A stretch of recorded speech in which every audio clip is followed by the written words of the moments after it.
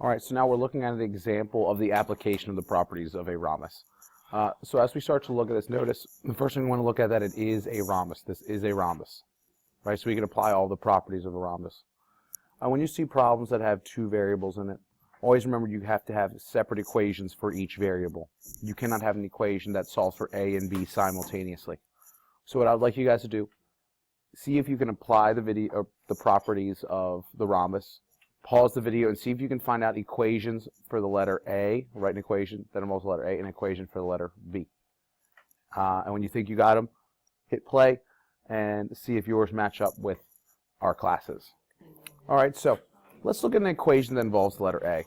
You'll notice that A are involved in the angles here.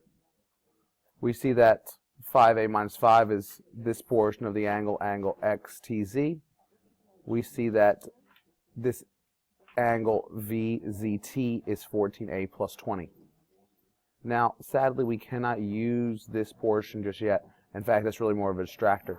What we do know is that the interior angle at the intersection here is going to be 90 degrees. We know that these are always 90 degrees because where the diagonals intersect is perpendicular.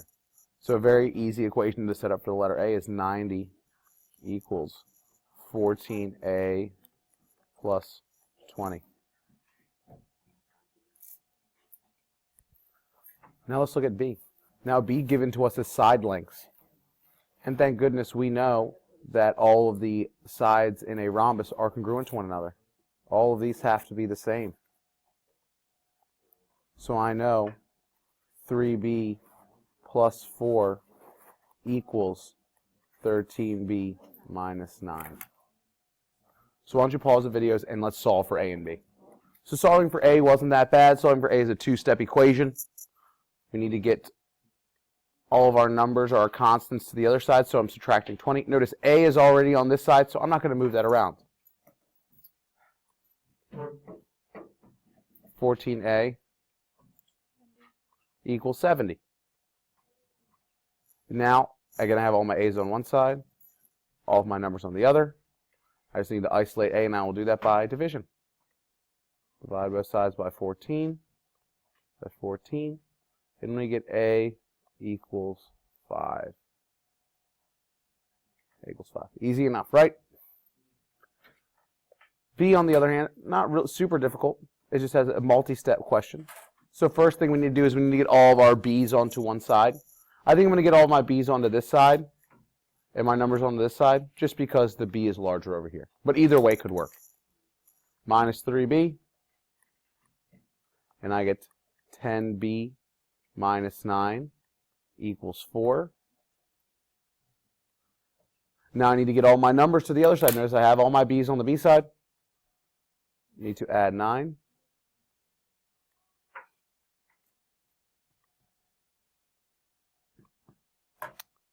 And then eraser. Now all we need to do is isolate B now. Those will cancel out. I have 10B equals 13.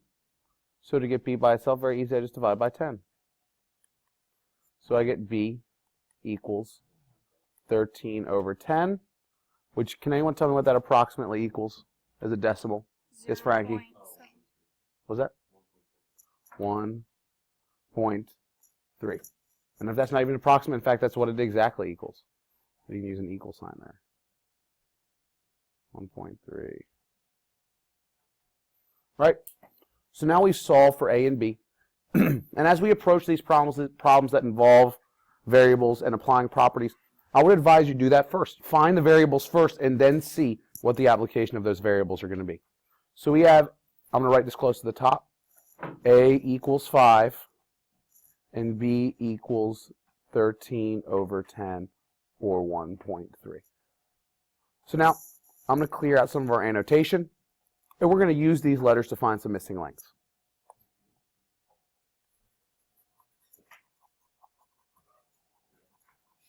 All right. So I'm going to make this just a little bit bigger for us. All right, so what I would like you guys to do now, see if you can find the following lengths for me. I want to know what all of the angles are in this. I want all the interior angles, my apologies. angle X, angle W, angle V, angle T. I also want to know what all the sides are.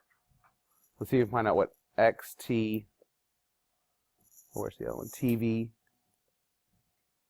WV, and WX. Let's see if we can find out what all these lengths are. And then maybe we'll look at some slightly more difficult problems. So test those out for me. All right, so first thing we're going to look at, let's look for solving for the sides. Now the best thing about a rhombus is all of the sides are the same. So if you know what one side is, you know what all of the sides are. Very, very helpful. So in order to figure out what one of the sides is, I'm just going to substitute in RB. So it's going to be 3 times 1.3 plus 4. So it's going to be 7.9. For the length of XT is 7.9. Since, again, this is a rhombus, all the sides will also be 7.9.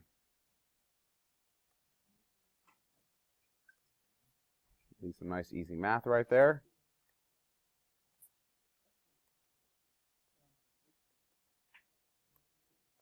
Right, easy enough. So now we've found the sides. And all I use is I use the letter B that we had solved for, and I substituted in, because that was B. Now the angles, on the other hand, some of you guys made some silly mistakes on. I guarantee it. Now, I got my eraser tool. And clear all this up. Got a little more space to work. Now, the only angle they gave us on the, or one of the interior angles of this, was over here in angle T. We can sub in for A. We know A is 5. That means that this portion is 20 right here. I'll draw that in right there. Now, if we know that this portion is 20, we need to know that the other portion is also 20. Both of these pieces are going to be 20. It splits this portion in half. Not all of angle T is 20, just this portion where the arrow was drawn in. So we know angle T is 40. So if angle T is 40, it's pretty easy to see what the adjacent or consecutive angle is going to be. You guys know, I know, angle X plus angle T, or their measures, equals 180. They're adjacent to one another. They're not adjacent, sorry, consecutive to one another. Consecutive means that they are right next to one another. So we know that angle X is question mark. We're going to solve for that. And we know that angle T is 40. So 180, subtract 40, subtract 40. We get question mark equals 140. So our angle X is 140. So once you know one angle inside of a parallelogram, it's easy to find the rest. Angle X and angle V are the same because they're across from one another. And angle W and angle T are the same. They're both going to be 40. Now I'm going to add a little bit more information in here so you guys can, again, see these applications provided.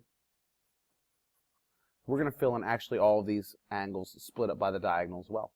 If I know angle T, first of all, we already wrote in that both these are 20. If I know angle W is also 40, it's pretty easy to see that both of these are going to be 40 as well. Or sorry, 20 as well. 20 and 20.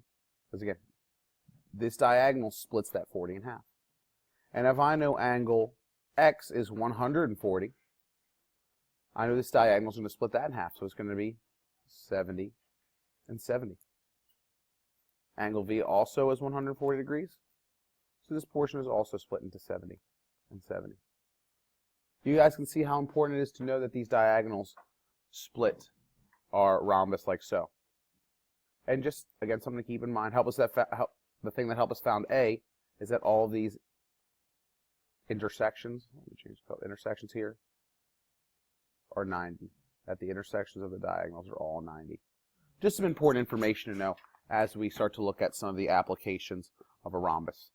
That's why I really like this problem, because again it illustrates the properties of the sides and also illustrates the properties of the angles. Alright, so this is kind of like a level 2 question. I'll probably be posting up a relatively similar one, level 1, So if you're having trouble with this one, check out the level 1 question and then rewatch this video and see if it starts to put all of it together for you. All right? Thank you. Check out my other videos, like and subscribe.